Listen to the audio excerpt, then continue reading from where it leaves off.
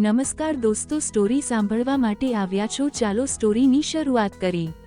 એક ગાઢ જંગલ છે, તેમાં ઘોર અંધારું અને તે અંધકારની વચ્ચે એક સાધુની ઝૂંપડી છે। ઝૂંપડીમાં સાધુ એકલો હોય છે। રાત્રે એક યુવાન ડરી ગયેલી છોકરી દરવાજો ખખડાવે છે।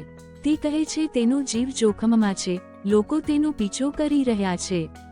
પણ શું તે સાચું કહી રહી છે કે પછી તે છોકરીના આગમન પાછળ કોઈ રહસ્ય છુપાયેલું છે, જે સંતની તપસ્યાને પણ હચમચાવી નાખશે?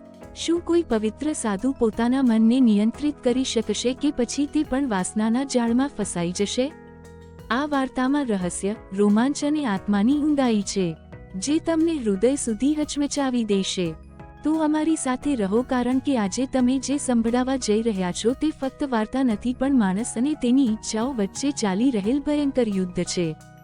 એક ભયંકર જંગલ હતું। તેની વચ્ચે જયરામદાસ નામના એક વૃદ્ધ ઋષિ એક ઝૂંપડીમાં એકલા રહેતા હતા।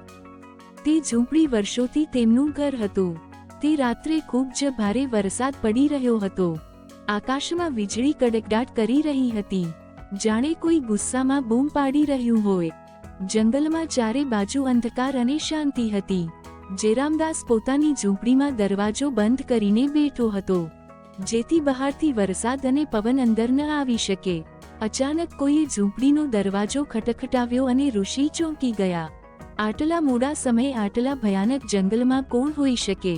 તેણે હિંમત ભેગી કરીને દરવાજો ખોલ્યો। તેની સામે એક યુવાન છોકરી ઊભી હતી। વરસાદમાં તેના કપડાં સંપૂર્ણપણે ભીના થઈ ગયા હતા। દરેક રેખા, દરેક આકાર સ્પષ્ટ દેખાઈ રહ્યો હતો। તે સુંદર અને ભયભીત પણ હતી। ઋષિએ પૂછ્યું, "ઓ છોકરી, તું કોણ છે? આટલા મોડા સમયે તું આ જંગલમાં શું કરી રહી છે?" છોકરીએ ધ્રુજતા અવાજે કહ્યું, "બાબાજી, હું નજીકના શહેરમાં રહું છું। મારું નામ સવિતા છે। મને ખૂબ ડર લાગે છે."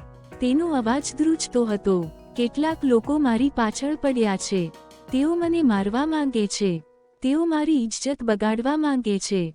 હું મારો જીવ બચાવવા ભાગી ગઈ છું અને અહીં આવી છું। કૃપા કરીને મને બચાવો." જયરામદાસે તેને અંદર બોલાવી તેના માટે ચાદર પાથરી અને દીવો પ્રગટાવ્યો। હવે ઝૂંપડીમાં ફક્ત દીવાનો ઝાંખો પ્રકાશ હતો અને બહાર તોફાનનો અવાજ સંભળાયો। સવિતાની આંખોમાં ડર હતો। તે ધ્રુજતી હતી। તે કહેવા લાગી કે હું રાજા વિજયસિંહની પુત્રી છું। મારા માતા પિતા હવે આ દુનિયામાં નથી।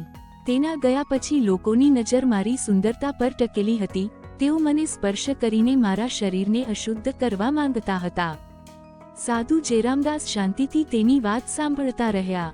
તેમને લાગ્યું કે આ છોકરી કંઈક બીજું પણ છુપાવી રહી છે। શું તેનું અહીં આવવું એ માત્ર એક સંયોગ છે? બહાર તોફાન વધી રહ્યું હતું। ઝૂંપડીની અંદર ફક્ત બે જ લોકો હતા, એક વૃદ્ધ સાધુ અને એક યુવાન છોકરી। થોડીવાર પછી સવિતાએ કહ્યું, "બાબા, મને ખૂબ ડર લાગે છે। શું તમે મને આજે રાત્રે અહીં રહેવા દેશે?" જયરામદાસે તેની સામે જોયું। તેની આંખોમાં નિર્દોષતા અને ભય બંને હતા।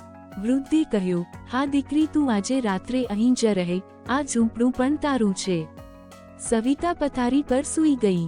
સાધુ જયરામદાસ તેને જોઈ રહ્યા હતા। તે પોતાની જાતને કાબૂમાં રાખવાનો પ્રયાસ કરી રહ્યો હતો, પણ તેના મનમાં કંઈક ચાલી રહ્યું હતું। વર્ષોથી સૂતી કેટલીક લાગણીઓ આજે રાત્રે અચાનક જાગી ગઈ। જયરામદાસના હૃદયમાં એક વિચિત્ર ખળભળાટ મચી ગયો। યુવાનીનો જુસ્સો અને પ્રેમની અજાણી દુનિયા, બધું જ તેની આંખો સામે દેખાવા લાગ્યું। તે મનમાં વિચારી રહ્યો હતો કે આ રાત કેવી રીતે પસાર થશે? હું મારી જાતને કેવી રીતે રોકીશ? તેણે આંખો બંધ કરી અને સૂવાનો પ્રયાસ કર્યો, પણ ઊંઘ તેની આંખોથી ઘણી દૂર હતી। સવિતાની ભીની છબી તેની આંખોમાં વારંવાર તરતી રહી હતી। તેના હૃદયના ધબકારા વધુ ઝડપી થઈ રહ્યા હતા। આ બેચેનીમાં રડવાનો અવાજ સંભળાયો। જયરામદાસ ચોંકી ગયો। તે ઝડપથી ઊભો થયો અને સવિતા પાસે ગયો। જોયું કે છોકરી રડી રહી હતી। તેણે નરમ સ્વરમાં પૂછ્યું, "અરે સવિતા, શું થયું? તું કેમ રડે છે?" છોકરીએ ધ્રુજતા અવાજે જવાબ આપ્યો, "મારી સાથે કંઈક એવું બન્યું છે જે હું કોઈને કહી શકતી નથી."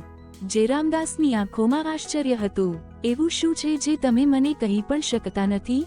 તે કઈ સ્થિતિ છે? તું શું છુપાવી રહી છે?" સવિતાનો અવાજ નરમ થઈ ગયો। "હું સારી છોકરી નથી બાબા, મને ખૂબ તરસ લાગી છે। હું ખોવાઈ ગઈ છું. અને પછી તેણે એવું કહ્યું જેનાથી જયરામદાસનું લોહી સુકાઈ ગયું. હું કોઈ સામાન્ય છોકરી નથી, હું એક ખોવાયેલી આત્મા છું. જયરામદાસનું શરીર ધ્રુજવા લાગ્યું. તેના પગ નીચેથી જમીન સરકી ગઈ. તું શું કહી રહી છે, આત્મા? હું આ બધું કેવી રીતે માની શકું? સવિતા નીચે જોવા લાગી અને પછી ધીમે ધીમે તેણીએ પોતાની સ્ટોરી કહી. ઘણા સમય પહેલા હું રાણી તારા હતી. અર્જુન નામનો એક માણસ હતો. તે મારી સાથે લગ્ન કરવા માંગતો હતો, પણ હું તેને પ્રેમ નહોતી કરતી. તેણે મને મેળવવા માટે કાળો જાદુ કર્યો. હું તેના જાળમાં ફસાઈ ગઈ અને તેણે મારી સાથે બળજબરીથી લગ્ન કર્યા. પણ હું ક્યારેય તેની ન બની. જ્યારે તેણે પહેલી રાત્રે મારું અપમાન કરવાનો પ્રયાસ કર્યો ત્યારે મેં તેને રોક્યો અને તે ગુસ્સામાં પાગલ થઈ ગયો. અને એક રાત્રે તેણે મને મારી નાખી અને મરતી વખતે તેણે કહ્યું કે જ્યાં સુધી તું કોઈ પવિત્ર પુરુષ કે સાધુ સાથે સૂઈશ નહીં ત્યાં સુધી તારો આત્મા મુક્ત થશે નહીં. અને ત્યારથી હું જંગલમાં ભટકતી રહું છું. આ સાંભળીને જયરામદાસનું હૃદય વધુ ઝડપથી ધબકવા લાગ્યું. સવિતાએ તેનો હાથ પકડી લીધો. હું જૂઠું નથી બોલતી બાબા. જો તમે આજે રાત્રે મારી સાથે નહીં સૂઓ તો હું હંમેશા આ જંગલમાં ભટકતી રહીશ. તેના કોમળ હાથ જયરામદાસના શરીરને સ્પર્શવા લાગ્યા. સંતનું મન અને શરીર બંને ધ્રુજવા લાગ્યા. પણ પછી બહારથી એક ભયાનક અવાજ આવ્યો, જાણે કોઈ બીજું પણ ત્યાં હોય. જયરામદાસ ઝડપથી ઊભો થયો અને ઝૂંપડીમાંથી બહાર દોડી ગયો. બહાર ઘોર અંધારું હતું. તેણે ફરીને ઝૂંપડી તરફ જોયું. સવિતા શાંતિથી ઊભી હતી. અચાનક તેની સામે એક કાળો પડછાયો દેખાયો. એક અવાજ ગુંજવા લાગ્યો, આ છોકરીને મેં જ મોકલી છે.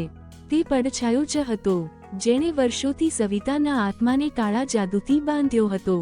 તે જોરથી હસવા લાગ્યો અને બોલ્યો, સાધુ જયરામદાસ, તું હવે મારી જાળમાં ફસાઈ ગયો છે. તું છટકી શકશે નહીં. જયરામદાસે ઊંડો શ્વાસ લીધો અને તેણે શાંતિથી જવાબ આપ્યો, તારા કાળા જાદુની મને કોઈ અસર નહીં થાય. શું તને લાગ્યું હતું કે હું કોઈ છોકરીની સુંદરતાથી વિચલિત થઈ જઈશ? ના, આ મારો રસ્તો નથી.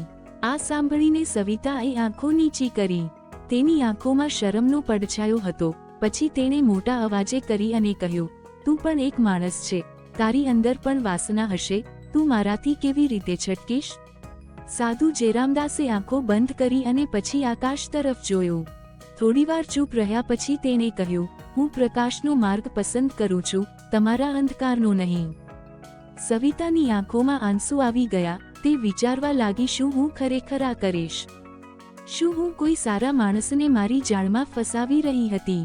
જયરામદાસે ધીમેથી કહ્યું, સવિતા, તારી અંદર જો. શું તું આ જ બનવા માંગે છે?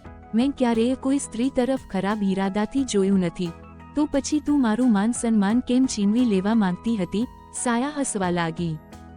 સાધુ, ઘણું મોડું થઈ ગયું છે. હવે કંઈ કરી શકાય નહીં. પણ હવે સવિતાની આંખોમાં એક નવો પ્રકાશ હતો. તેણે ધીમેથી કહ્યું, મને ખબર નથી કે શું સાચું છે અને શું ખોટું. મને ફક્ત સ્વતંત્રતા જોઈએ છે. મને શાંતિ જોઈએ છે. જયરામદાસે જવાબ આપ્યો, તમારે તમારા આત્મા માટે નહીં પણ તમારા અસ્તિત્વ માટે લડવું પડશે. આ લડાઈ હવે તમારી છે.